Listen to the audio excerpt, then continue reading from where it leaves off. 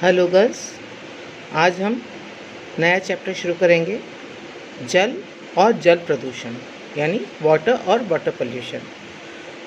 जैसा कि आप सब जानते हैं, जल जीवन के लिए अति आवश्यक है।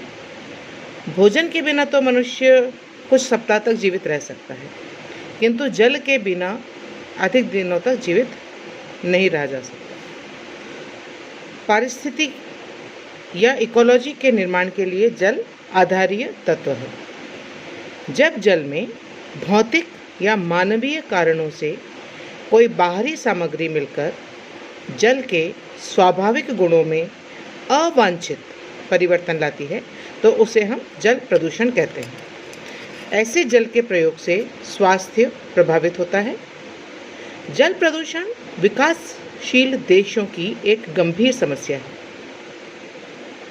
सुरक्षित जल से मतलब उस जल से है जिसका प्रयोग अगर व्यक्ति लंबे समय तक करे तो भी उस जल के सेवन से व्यक्ति के स्वास्थ्य में किसी प्रकार की हानि नहीं होनी चाहिए। ऐसा सुरक्षित जल रंगहीन, गंधहीन और स्वाद में अच्छा होता है। सुरक्षित जल में निम्न गुण होने चाहिए, जैसे उसका स्वाद अच्छा और मीठा हो, वह रंगहीन हो, गंधहीन हो और हानिकारक विषाणुओं और रोगाणुओं से मुक्त हो। इसी प्रकार हानिकारक रासायनिक पदार्थ भी उनमें नहीं होने चाहिए। साथ ही वो घरेलू उपयोग के लिए उपयुक्त हो, यानी हम जो भी कुकिंग करते हैं या हम उसका नहाने धोने में प्रयोग करते हैं, पीने में जो प्रयोग करते हैं, वो उसके लायक होना चाहिए। जल को हम कुछ प्रकारों में बांट सकते हैं, उनकी बात हम करेंगे यहाँ पर कि गुणवत्ता के आधार पर जल को 4 प्रकारों में विभाजित किया गया है। सबसे पहली बात करते हैं हम क्लीन वाटर की, यानी स्वच्छ जल की। तो जिस जल में किसी भी प्रकार का निलंबित पदार्थ नहीं मिला हो तथा वह स्वास्थ्य के लिए उत्तम हो तो उसे हम स्वच्छ जल कहते हैं। निलंबित यानी सस्पेंडेड पार्टिकल्स। दूसरी बात हम कहते हैं सुरक्षित जल की, जो कि सेफ वाटर कहलाता है। और जिस जल को लंबे समय तक पीने से पीने वाले व्यक्ति के स्वास्थ्य में किसी भी प्रकार की हानि न हो, ऐसा जल स्वच्छ, जीवाणु, रोगाणु, विषाणु और अन्य सभी प्रकार के रासायनिक पदार्थ से मुक्त हो, स्वाद में अच्छा हो, मीठा हो, वह सुरक्षित जल कहलाता है। थर्ड टाइप है संदूषित जल या कंटेमिनेटेड वाटर। जब जल में भौतिक या मानवीय कारणों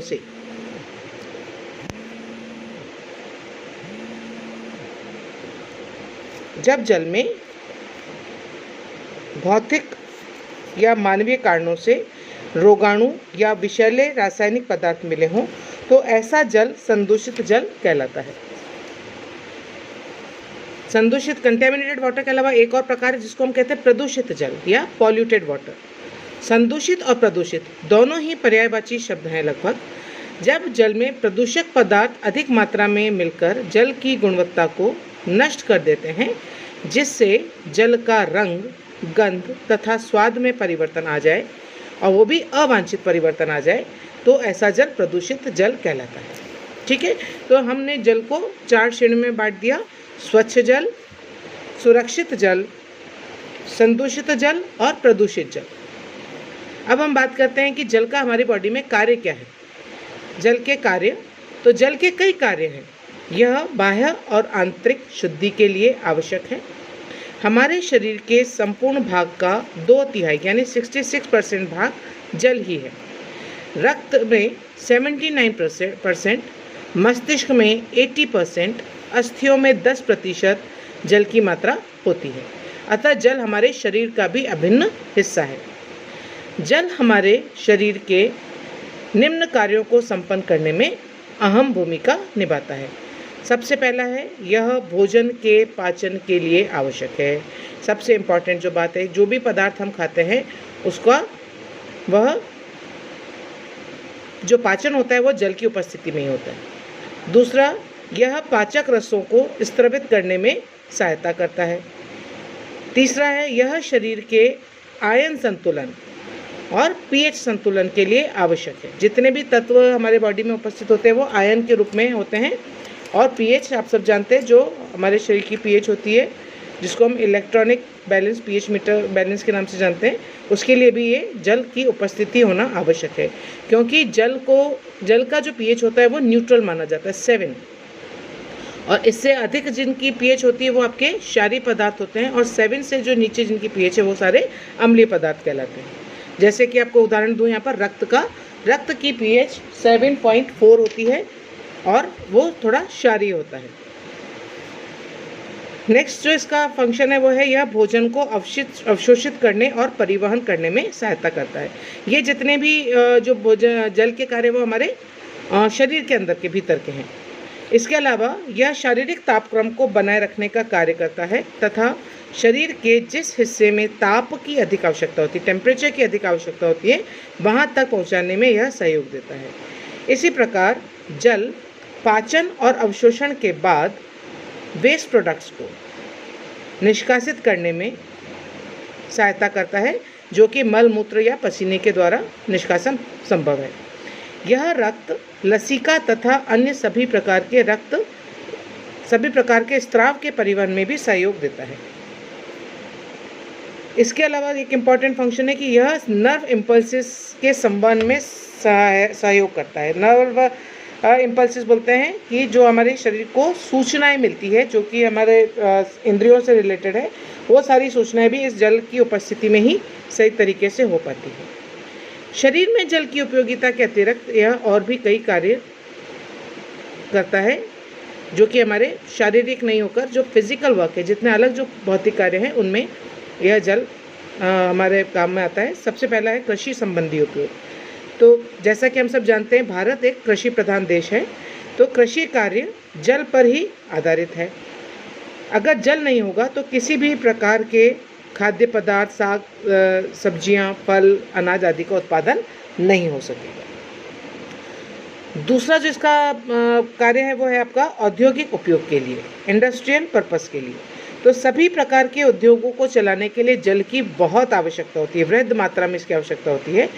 कुछ उद्योग जैसे लोहा, स्टील, कागज़ आदि उद्योगों के लिए अधिक मात्रा में जल की आवश्यकता होती है। जल के बिना उद्योगों की उन्नति और उनका सर्वाइवल या उनका चलना असंभव है। तीसरा है सार्वजनिक उपयोग। तो सार्वजनिक स्थानों की साफ सफाई, पार्क और बगीचों की देखभाल, आग बुझाने के लिए और अन्य कार्यों के लिए जल की आवश्यकता होती है। नेक्स्ट है आपका घरेलू उपयोग के लिए। तो घरेलू उपयोग के सारे कार्य आप देखिए, सुबह से लेकर के रात को सोने तक के जितने भी कार्य, उन सब में आपको जल कहीं ना कहीं उपस्थित मिलेगा। जैसे पानी पीने के लिए, खाना बनाने के लिए, स्नान करने के लिए, वस्त्र धोने के लिए, घर की सफाई के लिए, बर्तनों की सफाई के लिए, कूलर आदि के लिए, जो सब में जल की आवश्यकता पड़ती है। तो सबसे ज़्यादा अगर हम यहाँ पर सिर्फ उनसे कंसल्ट करेंगे कि हमारी घरेलू उपयोग इसका क्या है। शारीरिक तो है ही है, और वो तो एक नेचुरल प्रोसेस है, तो और उसमें जल की उपस्थिति आवश्यक है। और आप सब जानते हैं कि यदि हमारे शरीर में जल की मात्रा कम हो जाए तो हम निर्जलीकरण का या डिहाइड्रेशन का शिकार हो सकते हैं, और अगर ये डिहाइड्रेशन हमारा अगर बढ़ जाए तो व्यक्ति की मृत्यु भी संभव है। यहाँ पर हम बात करेंगे सिर्फ घरेलू उपयोग के बारे में। तो जल जो है वो देश की सांस्कृतिक, सामाजिक और आर्थिक उन्नति और विकास के लिए आवश्यक माना जा सकता है। प्रति व्यक्ति प्रतिदिन कितना जल चाहिए, यह मौसम, व्यक्ति के रहन सहन के स्तर, व्यक्तिगत शारीरिक स्वच्छता आदि पर निर्भर करता है, किंतु फिर भी प्रत्येक व्यक्ति के लिए विभिन्न कार्यों के लिए लगभग 200 से 250 लीटर पानी प्रतिदिन पर्याप्त है। गर्मी में इसकी आवश्यकता बढ़ जाती है। जनसाधारण की उन्नति और विकास के लिए जल की मात्रा और गुण दोनों का ही उत्तम होना आवश्यक है। राइट, तो ये थे जल के कार्य। अब हम बहुत शॉर्ट में आपको बता देती हूँ कि जल के स्रोत क्या हैं, कहाँ से हमको ये जल प्राप्त होता है। तो जल के मुख्य स्रोत है, मैं सिर्फ बिंदुओं में बताऊँगी आपको इसको, कि जैसे सबसे मुख्य स्रोत है वर्षा का जल। तो हमारी मैक्सिमम जो हमारी जो डिमांड है जल की, वो कहाँ से प्राप्त होती है? वर्षा से। क्योंकि यूँ तो जो पृथ्वी का 3/4 भाग जल का है, लेकिन वो सारा समुद्र में है और समुद्र का पानी खारा होने की वजह से उसमें जो मिनरल्स की मात्रा इतनी अधिक होती है कि वो हमारे पीने या अन्य कार्यों के उपयोग में लेने लायक नहीं होता। तो जो ड्रिंकिंग वाटर है या जो अन्य जो हमारे घरेलू उपयोग का जितना भी पानी है वो हमको कहाँ से प्राप्त करना होता है? मेनली वर्षा से। तो rain water is the most important. दूसरा है भूपृष्ठीय जल यानी सरफेस वाटर, जिसमें हम जो आर्टिफिशियल झरने होते हैं, कृत्रिम झरने जिनको हम कहते हैं, नदी है, नहर, तालाब, जलाशय, सरोवर आदि, वो हमारे सरफेस वाटर कहलाते हैं और उनसे भी हमारे जल की बहुत बड़ी मात्रा हम उनसे पूर्ति करते हैं। तीसरी है ग्राउंड वाटर, भूगर्भीय जल, जिसमें कुएं और झरने आते हैं जो कि नेचुरल है और जहाँ पर पानी की अधिकता होती है और वहाँ पर अगर हम थोड़ा सा गहराई में जाएं तो वहाँ पर हम कुओं का निर्माण कर लेते हैं। तो ये है हमारे जो है स्रोत, जल के स्रोत। ठीक है, तो वर्षा का जल हम सबको मालूम है, जो हमारे एक चक्र बनता है, पर्यावरणीय चक्र है, जिसके माध्यम से समुद्र का पानी भाप बनकर ऊपर जाता है, बादलों में परिवर्तित होता है और बादल फिर हैवी होकर के फिर वो वर्षा करते हैं। हालांकि वर्षा का वितरण कहाँ पर कितना होगा ये हमारे हाथ में नहीं होता, ये प्राकृतिक है। तो इसीलिए हम देखते हैं कि कहीं पर सूखा और कहीं पर बाढ़ होती है। तो जहाँ पर सूखा होता है वहाँ पर हम वर्षा के जल पर बहुत ज़्यादा निर्भर नहीं रह पाते हैं और वहाँ पर उन इलाकों को सूखे का सामना करना पड़ता है। और इसी प्रकार से जहाँ पर बाढ़ होती है वहाँ पर भी जितनी भी फसल आदि हैं वो उसमें नष्ट हो जाती हैं, लोगों का रहना दूभर हो जाता है, वो बेघर हो जाते हैं। तो वर्षा के जल पर हम, वो प्राकृतिक है तो उसके ऊपर हमारा बहुत ज़्यादा नियंत्रण नहीं है। दूसरा है भूगर्भीय जल, इसके अंदर आपके आते हैं कृत्रिम जलाशय, इसी में आती हैं आपकी नदियाँ, इसी में आते हैं आपके तालाब और पोखर आदि। ठीक है, और तीसरा जो मैंने बताया आपको वो है ग्राउंड वाटर या भूमिगत जल या भूगर्भीय जल, जिसमें हम कुओं की बात करते हैं। और कुएं भी हम यहाँ पर बहुत प्रकार के होते हैं, जिसमें उथला कुआं, गहरा कुआं आदि उसके अंदर रहते हैं। और इनमें और भी तरीके के आर्टिजियन वेल्स भी होते हैं और झरने इसके अंदर हम इसमें वो कर सकते हैं, सम्मिलित कर सकते हैं। तो झरनों में भी उथला झरना, गहरा झरना, गर्म पानी का झरना, है ना, और कुछ मिनरल स्प्रिंग्स भी होते हैं, यानी जिनमें मिनरल्स आपको बहुत ज़्यादा जिनके अंदर पाए जाते हैं उनको हम मिनरल स्प्रिंग्स बोलते हैं।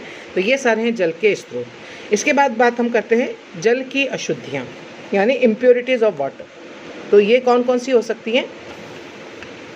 तो रासायनिक दृष्टिकोण से यदि देखा जाए तो जल कभी शुद्ध नहीं होता, इसमें कुछ न कुछ अशुद्धियाँ अवश्य पाई जाती है। जैसे जल में प्राप्त अशुद्धियों को दो भागों में विभाजित किया जा सकता है। पहली कहलाती है घुलनशील अशुद्धियाँ या डिजॉल्व्ड इम्प्योरिटीज़, और दूसरी होती है अवलंबित या निलंबित अशुद्धियाँ यानी सस्पेंडेड इम्प्योरिटीज़। तो घुलनशील अशुद्धियों में ठोस तथा गैसीय पदार्थ घुले होते हैं, जैसे carbon dioxide, hydrogen sulphide, ammonia आदि गैसें। इसी प्रकार से कुछ ठोस पदार्थ भी होते हैं, जैसे calcium, magnesium, sodium, iron, manganese तथा लेड, इनके लवण उसमें घुले रहते हैं। तो ये आप कहलाते हैं घुलनशील अशुद्धियाँ। और जल की निलंबित अशुद्धियों में यानी जो सस्पेंडेड इम्प्योरिटीज़ हैं उसमें कार्बनिक तथा अकार्बनिक दोनों प्रकार की वस्तुएं पाई जाती है। कार्बनिक वस्तुओं के अंतर्गत मल, औद्योगिक कचरा, जीवाणु, प्रोटोजोआ, रोगाणु, कृमि, कीट, अंडे, लार्वा, वानस्पतिक पदार्थ आदि पाए जाते हैं। अकार्बनिक अशुद्धियों के अंतर्गत मिट्टी, कीचड़, धूल, सिलिका, बालू आदि पाए जाते हैं।